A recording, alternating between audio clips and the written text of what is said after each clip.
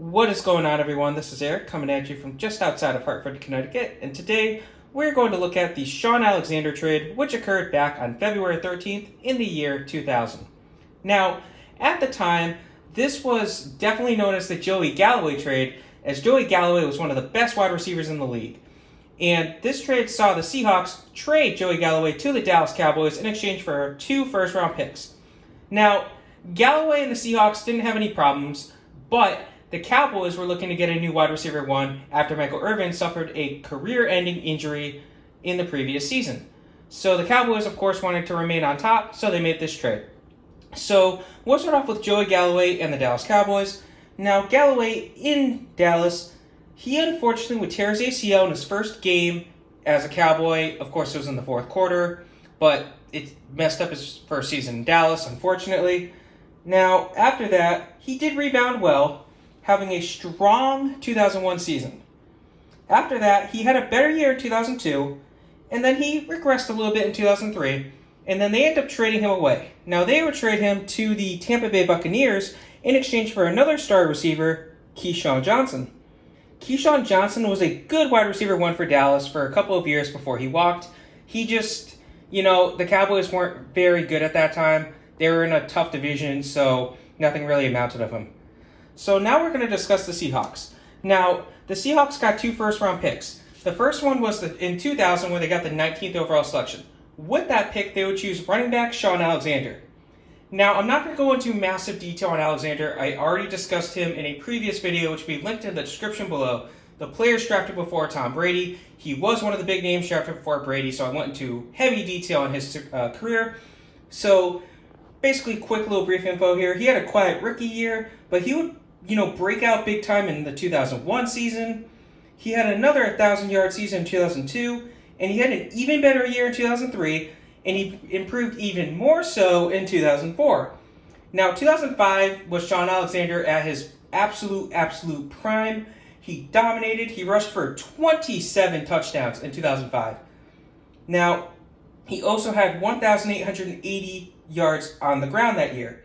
This led to him being named to the Madden cover for 2006, but the Madden curse struck again, and he had 2 years hampered by injuries after that, and then they ended up releasing him due to his contract and the complete loss of production. So he was a 3-time Pro Bowler, a 1-time first-team All-Pro, a 1-time second-team All-Pro, a 1-time NFL MVP, and he led the NFL in rushing touchdowns twice.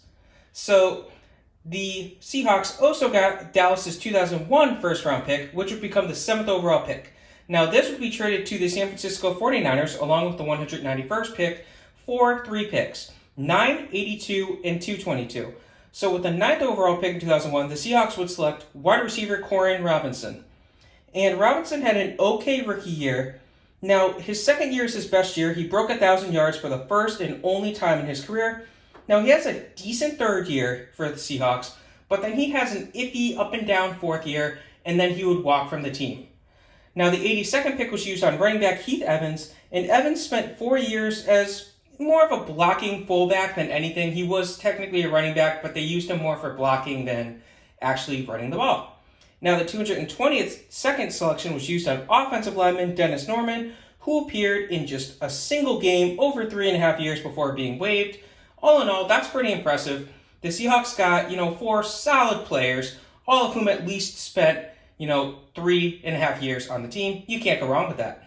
So lastly here, we have the other 2 teams, Tampa Bay and San Francisco. We'll start with San Francisco. So they got a pair of picks in 2001.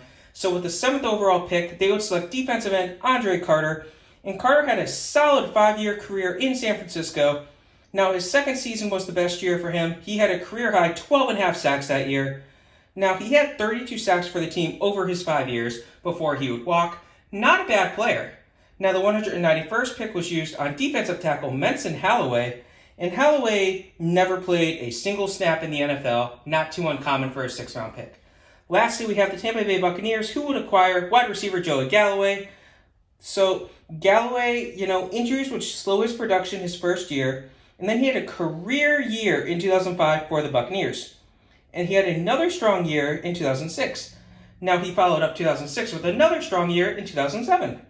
Unfortunately, a foot injury would derail his season in 2008, and then he ends up getting cut prior to the 2009 season due to cap issues.